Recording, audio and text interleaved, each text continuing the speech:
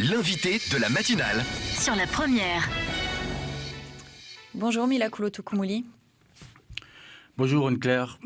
La campagne officielle a débuté avec le décompte très précis, le CSA éveille des temps de parole. Dans quel camp faut-il décompter les prises de parole de l'Éveil océanien actuellement? Dans aucun camp. Vous restez sur le pas de camp, chacun fait son choix en son âme et conscience. Bien sûr. Il faut comprendre que l'Éveil océanien, c'est un mouvement politique qui est jeune, parce que sa création date du 2 mars 2019. Et nous avions positionné notre mouvement en plein milieu, pour faire simple. C'est-à-dire que dans notre mouvement politique, il y a des loyalistes, il y a des indépendantistes, des autonomistes, et que nous pensons qu'après 30 ans d'accord et de paix dans notre pays, il faut faire bouger les lignes. Et de faire bouger les lignes, ça se symbolise comment? Premièrement, depuis que nous sommes dans les institutions, il n'y a plus de majorité claire. C'est-à-dire qu'au Congrès, nous avons une architecture qui ressemble à du 25-3-26. Et c'est une bonne chose? C'est une bonne chose. Parce que ces 30 dernières années, on avait une majorité qui était clairement non indépendantiste, loyaliste.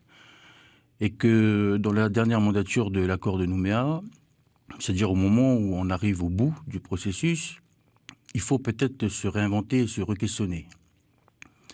Et on ne peut pas se re-questionner si les équilibres, en fait, ils n'ont pas changé. Aujourd'hui, depuis le 12 mai 2019, les équilibres ne sont plus les mêmes. De sorte que quand vous êtes majoritaire depuis 30 ans, vous ne pensez pas comme quelqu'un de minoritaire.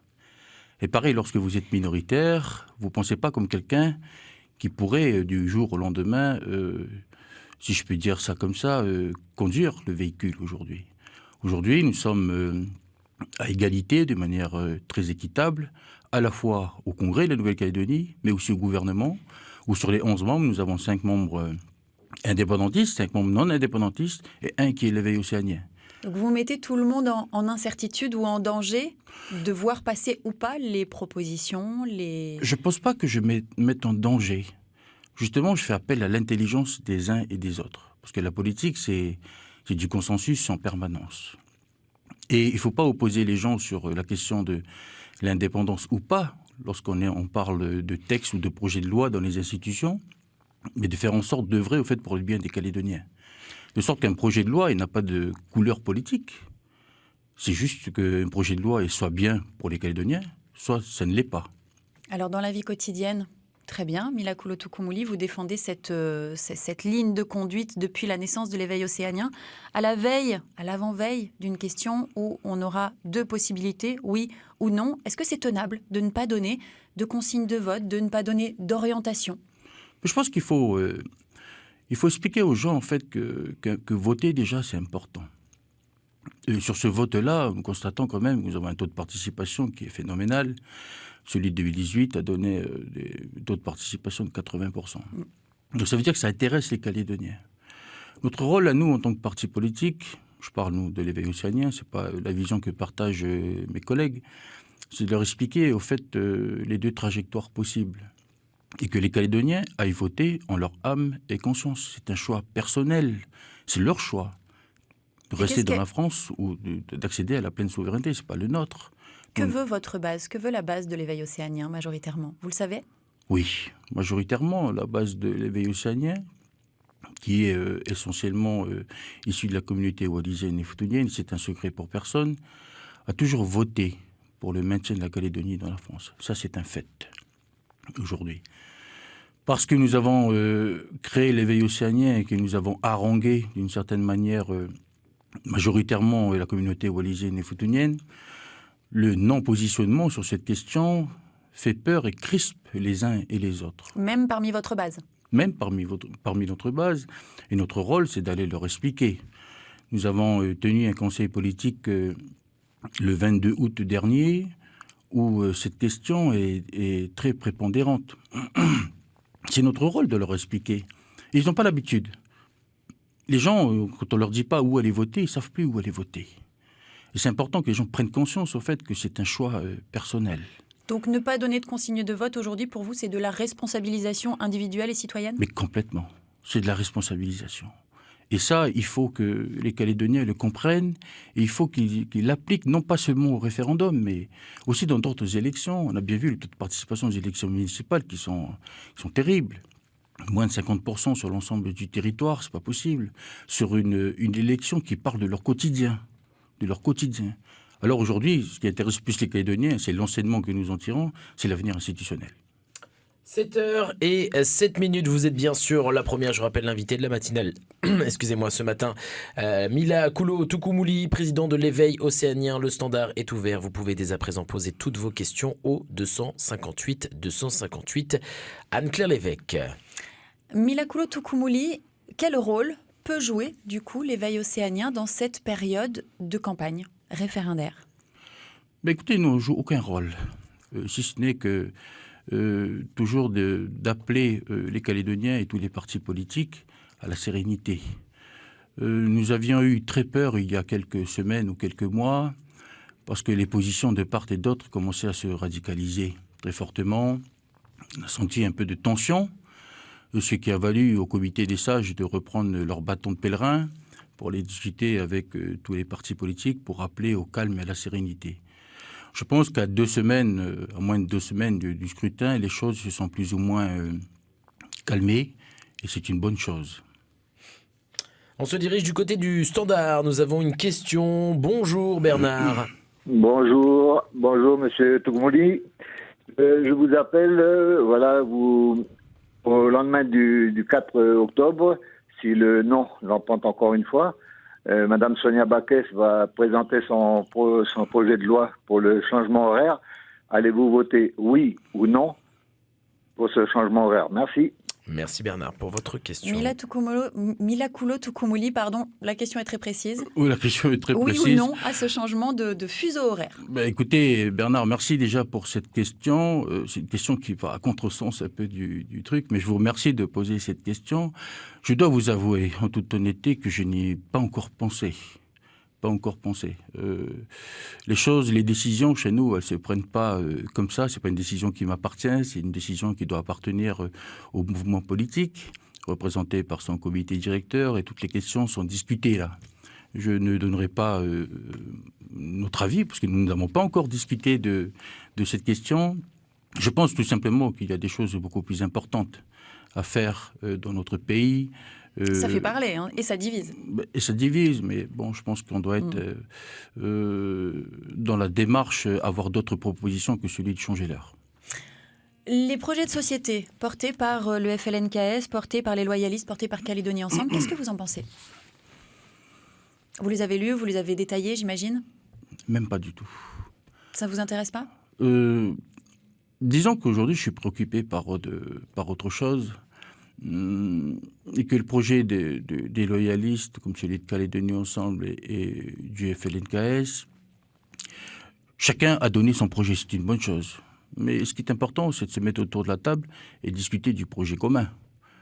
Parce qu'on ne va pas vivre avec que Calédonie Ensemble, avec que les loyalistes représentés essentiellement par l'Avenir Converse, ou que le FLNKS. C'est ça pour moi qui m'intéresse.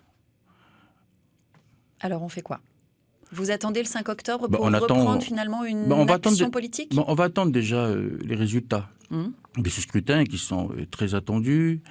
Celui de 2018, c'était le premier round. On ne savait pas, après 20 ou 30 ans, passer après les premiers résultats de référendum, il fallait voir ce que ça donnait 20 ans après.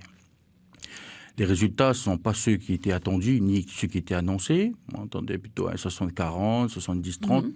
Ça s'est soldé par un 43-57. Le résultat du 4 octobre est difficile de l'évaluer. À titre personnel, je pense que ça va se jouer entre 1 et 2%, et les résultats vont sensiblement rester les mêmes. Mais ce qui est important, c'est qu'est-ce qu'on fait après? Est-ce qu'on se met autour de la table pour discuter? La radicalisation de part et d'autre depuis le début de cette année et après la gestion du Covid me fait penser qu'on n'ira pas autour de la table et qu'on ira au 3e référendum. Vous le souhaitez ou pas? Et c'est inquiétant. Non, moi je ne le souhaite pas. Je souhaite qu'on commence à discuter. c'est important parce que après ce troisième référendum, il ne faudra pas se mettre autour de la table et dire bon, qu'est-ce qu'on fait maintenant ? Et notre responsabilité en tant que mouvement politique, en tant que responsable politique, c'est d'apporter une solution, quoi qu'il arrive, après le troisième référendum. Et ça, c'est notre volonté à nous, l'éveil océanien. J'appelle justement les responsables politiques des autres mouvements, après le 4 octobre, à se mettre autour de la table et à discuter de l'avenir. Et d'éviter peut-être d'arriver à ce troisième référendum. Mais en fonction des résultats, je pense que les uns et les autres voudront aller au troisième scrutin. Et à ce moment-là, quel rôle voulez-vous jouer ? Toujours ce rôle de charnière, d'équilibre. Alors vous dites équilibre institutionnel démocratique qui permet l'application stricte de l'accord de Nouméa. Mais on arrive à la fin de l'accord de Nouméa. Oui, mais c'est réinventer le futur. Et nous voulons faire partie de ceux qui vont discuter de l'avenir institutionnel, mais surtout du projet que nous aurons à proposer avec l'ensemble des autres mouvements politiques à tous les Calédoniens. Pourquoi ne pas en proposer un ? Tout de suite, nous sommes en train d'y travailler, Madame Levesque. N'oubliez pas que nous sommes un jeune mouvement, né en 2019, aux élections provinciales. Nous avons essayé d'ancrer le parti politique via les élections municipales.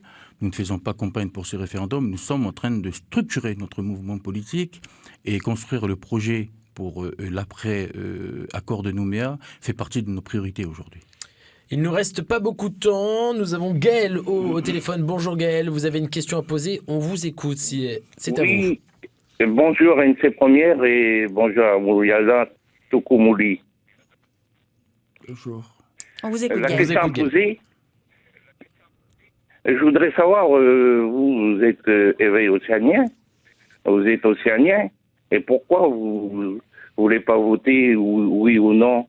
Je pense que M. Sako, il a peut-être raison, et il faut... Vous êtes océanien, hein, donc il n'y a pas de problème, sinon c'est du mensonge que vous faites à tout le monde, même à la communauté wallisienne et phoutonienne. Alors je pose la question, est-ce que vous jouez aux girouettes ou bien vous prenez part à l'avenir de la Calédonie? Merci Gaël pour votre question. Merci Gaël pour cette question. Milakoulo Toukoumuli, on entend l'incompréhension qui règne encore. Bien sûr. En fait, c'est plus qu'une incompréhension, c'est que les politiques calédoniennes ont bipolarisé les gens. C'est soit noir, c'est soit blanc. Nous, on propose du gris. Les gens n'aiment pas le gris. Ils sont habitués à voir du noir ou blanc. C'est soit oui ou soit non. Alors, en tant que mouvement politique, nous, on ne se positionne pas. Mais un mouvement politique, c'est composé d'hommes et de femmes qui ont une pensée et qui ont un choix à faire le 4 octobre. Je l'ai déjà dit à plusieurs reprises. À titre personnel, je pense que la Calédonie doit rester française. Donc je voterai non. Ça, c'est à titre personnel. Je ne positionne pas le mouvement politique. Et ça, c'est pas être une girouette, c'est avoir des convictions. Ça, c'est la nôtre. C'est différent de ce que les Calédoniens ont l'habitude de penser. C'est-à-dire, c'est soit je vote oui, soit je vote non. Mais la question ne change pas. Vous devrez toujours voter oui ou non. Moi aussi, tous ceux qui forment le mouvement politique auront voté oui ou non. Le mouvement politique en tant que tel, lui, ne se positionne pas. Pourquoi ? Dès qu'on s'enferme dans un bloc, on ne peut plus travailler avec les autres. C'est ce qui s'est passé pendant ces 20 dernières années. À chaque fois qu'un bloc a essayé de travailler avec les autres, a été sanctionné par l'électorat. Et ça, on n'en veut plus. Alors ce positionnement, il est innovant. Et il appelle justement les Calédoniens à se responsabiliser les uns et les autres. Et puis pour finir, M. Sako, il choisit de défendre ce qu'il a envie de défendre. Je n'ai pas à intervenir. Et d'une manière générale, chacun est libre de ses choix. Ce que je veux dire par là, c'est que le mot océanien, il faut pas l'attribuer à une ethnie, parce que c'est pas le sens. Je sais que les Calédoniens pensent qu'être océanien, c'est tout sauf être européen. Mais je considère que tous ceux qui ont décidé de vivre en Nouvelle-Calédonie, la Nouvelle-Calédonie flotte dans un océan qui est l'océan Pacifique et qui englobe avec l'ensemble des îles de la région l'Océanie. Et être océanien, c'est pas une ethnie, ce sont des valeurs que nous partageons, de respect, de solidarité et de fraternité. Milakoulo Toukoumuli, avant de refermer cette émission, vous avez créé un groupe commun avec l'UCF-LNKS et nationaliste au Congrès. Pierre Chanel Toutougoro a déposé il y a quelques jours une proposition de résolution pour le transfert de l'article 27. Vous le voterez ou non si ça arrive au Congrès ? Écoutez, déjà, ce qui est important de dire, c'est que c'est Pierre-Chanel Tutugoro, lui seul, qui a déposé cette proposition. Je ne vais pas m'exprimer sur cette question aujourd'hui. Pourquoi ? Je pense que le timing de ce dépôt de proposition de loi n'est pas bon. Il fallait le faire, je pense, de la part de Pierre-Chanel Tutugoro après. On ne va pas alimenter les débats, surtout qu'on doit appeler à la sérénité des uns et des autres. Donc si ça arrive maintenant, vous ne le voterez pas ? C'est pas ce que j'ai dit. Ça n'arrivera pas maintenant, déjà. Ça arrivera après. Comme je l'ai dit tout à l'heure, sur toutes les questions décisions que nous devons prendre au sein des institutions, il y a un comité directeur qui doit se positionner sur cette question. Nous en avons parlé dimanche dernier de cette question. Un avis n'a pas été arrêté, cette décision. Disons quand même que l'article 27, c'est le transfert de 3 compétences non régaliennes, les dernières qui restent, que sont, pour faire simple, l'université, l'audiovisuel et puis le contrôle de l'égalité. Ces 3 blocs dans un seul article. Le Conseil d'État a été consulté en 2016 pour dire qu'il était possible de séparer ces 3 blocs. C'est le sens de la proposition de M. Pierre-Chanel Tutugoro de faire 3 résolutions pour ces 3 blocs.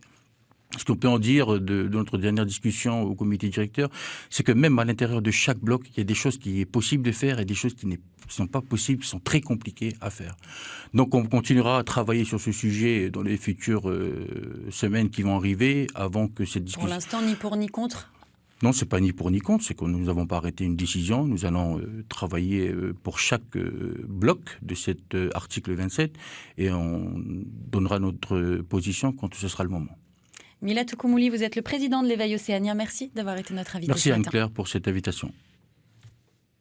C'était l'invité de la matinale sur la première.